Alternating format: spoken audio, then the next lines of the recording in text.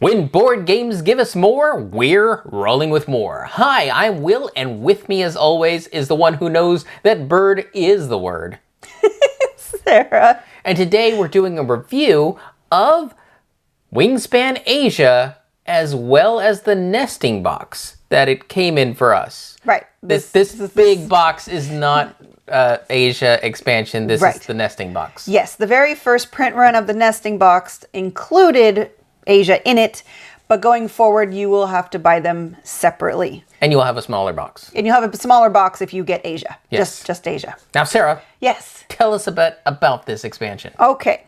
So, Wingspan Asia adds the beautiful birds of Asia and new mechanisms in cards, as well as 3 modes of play. Duet is the standalone game for 1 to 2 players. Flock is a way to play Asia with other Wingspan content for 6 and 7 players.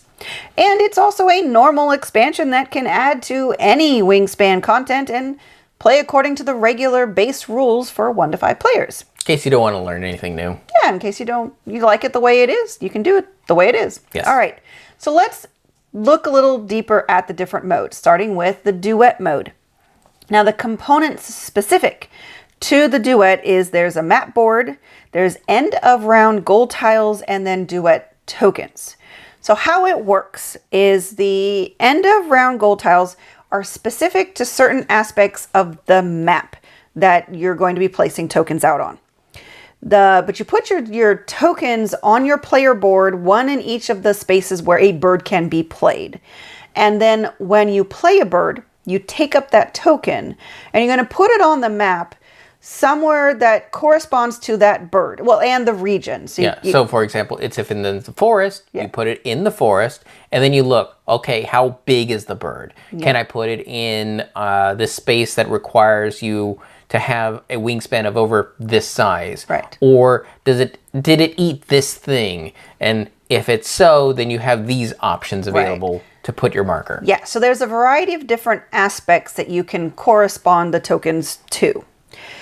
The goal here with putting these tokens on, other than to meet the end of round goals that may involve having the most tokens in a certain area or whatever, you will get 1 point per token in your largest contiguous region. And so this crosses the regions of the forest and wetlands and stuff. But it's just your biggest group. You look at your biggest group that's all connected, and you get 1 point per token. Yeah. The idea here is that some of these spaces will also give you a bonus. Yes. Like, oh, I get a free card. Oh, I get a free egg.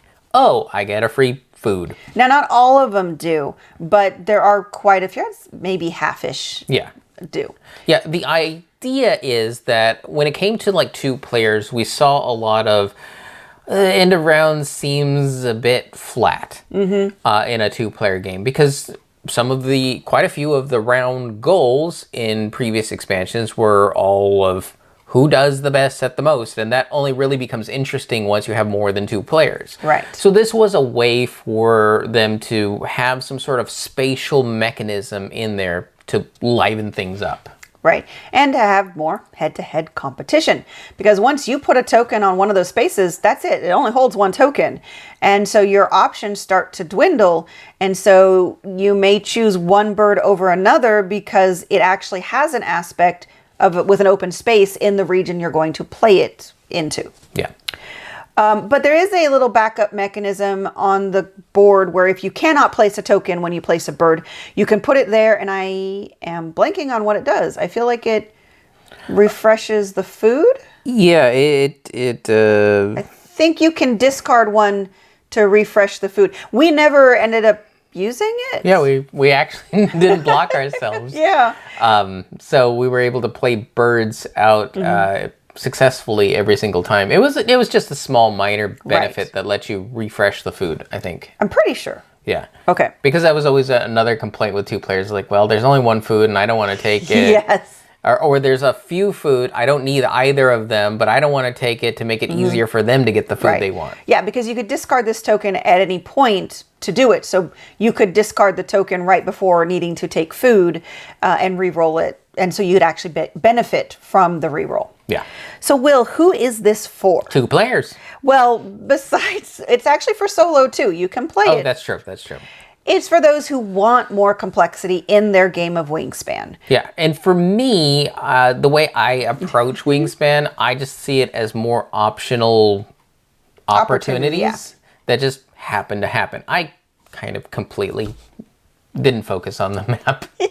We'll talk more about that later in the review section.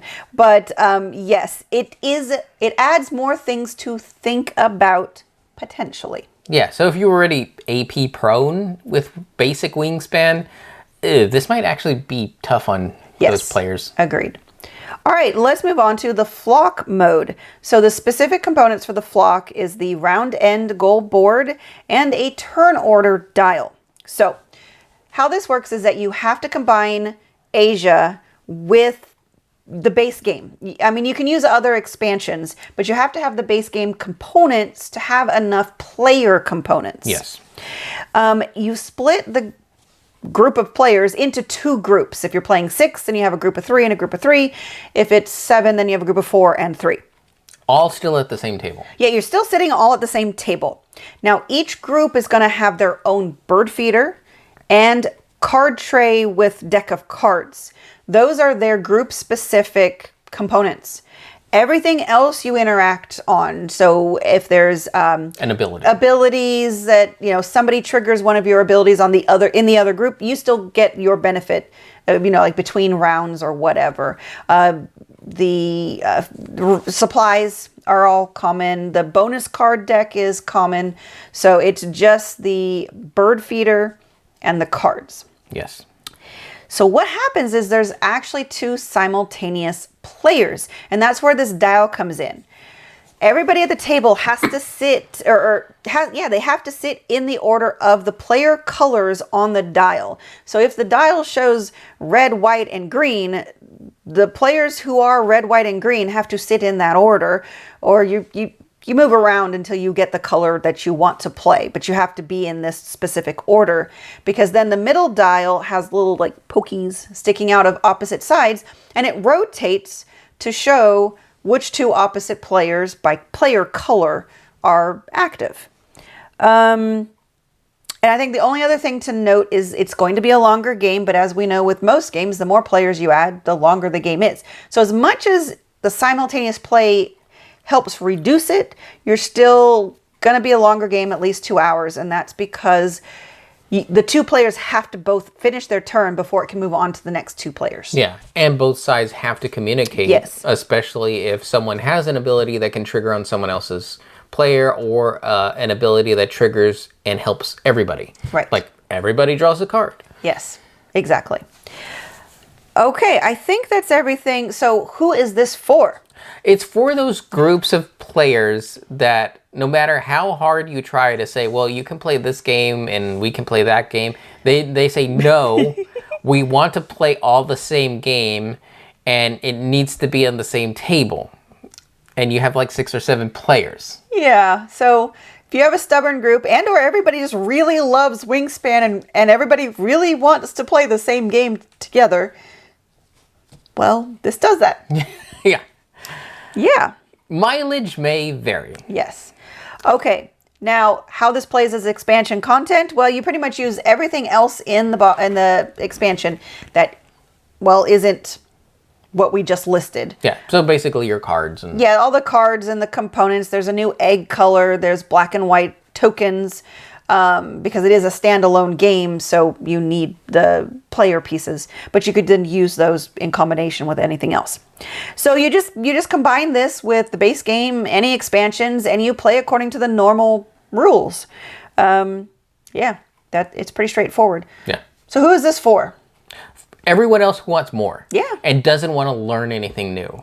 Because you don't have to learn like, well, this is new brown ability that happens at this time. No, it's none of that. You already know how to play Wingspan. You know how to play with these cards.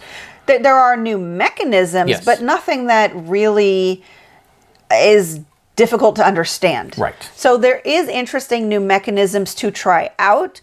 More cards that re-roll things, re-roll the dice, more cards that target the card tray, and some push your luck abilities that are kind of interesting. So there's just more new things. But yeah, it's more that they explored the aspects of the game that they hadn't really done anything with. Agreed. And they're like, oh, let's try that. Like, for example, a goal card that you can get looks at how the points valued on the birds look. So, for example, they could want it sequentially going ascending or descending. Right. Doesn't matter. And the more birds you have doing that, point-wise, the more that card scores. So there it is. It just explores new ways to score points and or do things in the game. Yeah. All right. So let's look at what we think of the two-player experience. And so the duet mode is definitely, like we've discussed, going to add that spatial aspect of placing tokens on the map, and you're going to get sometimes benefits for it, and you're trying to meet these end of round goals. So it's just going to add, again, more things to consider. Yes. And I think the other thing that we liked is, because in a two-player game, the bird tray and the card tray, the dice and the cards can get stagnant in a two-player game. There's a lot more card abilities that manipulate that.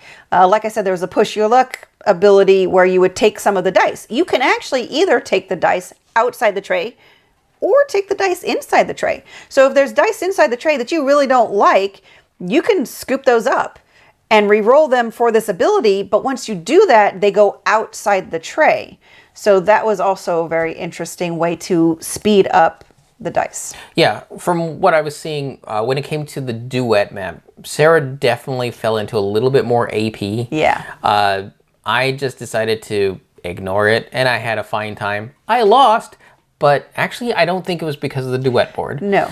And I really did like the abilities, because we have had issues with, well, the food is stale, the card tray is stale. These abilities really hit home on those aspects. So whether you add this as the duet specific mode, or you're just adding Asia for the more content, I think it's going to be really good for a two-player experience. Yes. There's something there for you. Accessibility. The duet board might be a bit of a strain for those with severe vision issues. As we've discussed, Will just kind of, not completely ignored it, but didn't pay too much attention to it. And because it's open information, I would just do my best to explain it. Yeah. It's almost a grid, but it's rows of icons, but the rows are offset a little, so it's not a straightforward grid, but it's still not too terrible to explain if you need to explain it to someone who can't see it. Graphic design wise, it's great for anybody who's colorblind. You're not going to have any vision issues there. Right. And if you play it like me and just get opportunistic, like, oh, well, that can get me an ability. Well, I want that now, so yeah, fine. You're not going to get really hung up on the map, because Sarah's like, oh man, this one has a map. How bad is that going to be? Because we usually avoid those type of games. Nah, it wasn't an issue. No, it really wasn't. There was an issue, though. What? The ability on one of the bird cards. Oh, yeah. We'll talk about that in just a moment. I do believe the only other sort of accessibility thing that is probably more of a me thing, but just in case, the duet mode is explained very well in the rules. But I will say again, it might not be good for those with AP, those who might not want that extra complication of cognitive analysis. Just something else to look at. Yeah. Because, yeah, especially if you're not a spatial especially person. If you don't like spatial stuff, which I'm typically not for. Okay, now let's go on to how it rolled for us. So previously, it rolled, this is compared to our base game of Wingspan. So for you, it rolled a 4 before. And for me, it also rolled a 4. Yes. So how did Wingspan Asia change for you, if at all? If at all. Honestly, it was hard to say that it really, I think my rating stays the same. It stays the same at a 4. And that's because a lot of what this expansion adds we're not going to play with. We're not going to play with 6 or 7 people. We're not going to touch the Duet board again. You sure? Just throw it in there once or twice. You'd have to really convince me. I liked Wingspan the way it was. Now, here's the thing. We did not try the Duet with Oceania. And the Oceania expansion is my favorite. So I think I would try it that way to see how it works. Right. And then, like you said, one of those press your luck birds didn't seem balanced. I got like 15 points from it. Yeah. And we triple checked that we were playing it right, because one of the aspects that they dove into was, well, play a bird that affects dice, whether they're in or out of the tray. Yeah. Roll them. If this result happens, then you score a point, and you can do it like 3 times. But if you fail any of those 3 times, you don't get those points. You don't get the points for that turn. So it's a bit of press your luck of how much you're going to press your luck. Well, the one I got, I could succeed on 4 of the 6 sides. And you rolled 3 dice. Yeah, and you roll 3 dice And all each you needed time. and all you needed was one of those. I think I failed twice. Yes. In all the times that I activated that bird. So it seems very overpowered. The other ones we looked at use fewer icons and fewer dice. So those feel much more risky, push your luck risky. Yeah. But the one I had just was like, you're rolling 3 dice and you only need to roll, 1 of the 4 sides out of 6. It's really hard not to succeed. Yeah, 15 points just from Yes. that. We actually had to pull out dice just because otherwise her card would have gone full up of dead bodies. So, I mean, maybe I should do this one more point because I do like the birds better, but that's compared to the base game. I do like them better, but I think I still like the other 2 expansion birds more than I like the Asia ones. But I think for me, I'm only ever going to mix the Asia birds in with either the European one or the Oceania expansion, if that. Right. For me, it also stayed 4, and the reason being is, as much as I do like some of the new abilities and new variants, I wasn't blown away by anything new that this thing offered. Like, for example, Oceania opened up the game and made it feel like a different game experience. I took it from here's an opportunistic engine builder where just try to build the best you can, to now you have control with Oceania. This is more back to the same. So I got a similar experience to base Wingspan. Therefore, stays the same range for rating. Yeah, so our ratings stay the same, and as we've kind of discussed, who this is for is just, it's going to be who likes the different aspects of the expansion of what it offers. If you're looking for a different 2-player and solo, mode, then that Duet's going to be good. And if you're looking to play with this with 6 and 7 players, there you go. And if you're just looking for more content to add to Wingspan, it is solid. Yeah, I'd say because of that last one, this is just a very safe expansion to get. It just gives you more. It gives you more options. It's a 3-in-1 package. And for those who have never tried Wingspan before and they do like to play solo or 2 players, as long as you're not getting it in the nesting box, it's going to be a lot more affordable than buying the full base game of Wingspan, because it's just a bigger game. Yes. Because that is one of the things. Asia does not come with a dice tower. It just has a flat board that it looks like the same wood that the dice tower is made out of. Yeah, they expect you to just roll it and then put it on the board to know whether or not it's in the dice tray or not. Right. But then the great thing there is it's just such a small, it's going to be a smaller box. Obviously, again, not nesting. I think that covers everything that's specific to Asia. Okay, so we mentioned nesting box. Now we're going to talk about the nesting box. Why is it so dang big? Okay, there's a lot of people that are commenting, why is this so much bigger than the stack of Wingspan in the current expansions? And that's because 2 things. It's future-proof. It's going to have room for all the future expansions that they've planned for it. They want 1 for each continent, right? Yes. So, there you go. There you go. also, he and the team took into consideration all of the, well, not all, I won't say all, most of the existing storage solution inserts that people have made for the base game of Wingspan and made it so they would fit in this box. And I've got to say, that's pretty amazing. Yeah, card sleeves, board game organizers, upgraded components. We actually did get upgraded components for ours. Right. And then just there's been a variety of different accessories people have made, different like little nests for holding, eggs to actually look like a nest. Yeah.